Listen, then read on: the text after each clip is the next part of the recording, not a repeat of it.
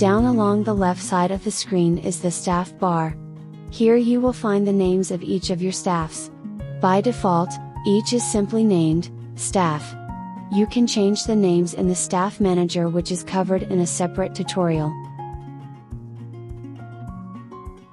To the immediate right of the staff names, are any groups, such as a grand staff or string quartet that you have created.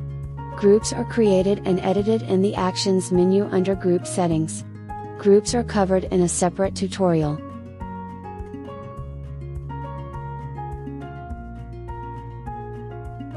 In both scroll and page views, tap and drag the first staff up or down to reposition all staffs.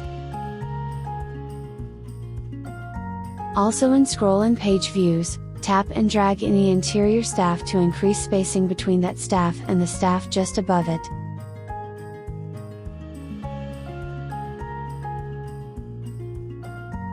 In page view only, you can drag the first staff of any system other than the first system to increase the spacing in between all systems. Long press on any staff name, while in page view, to reset spacing in between systems.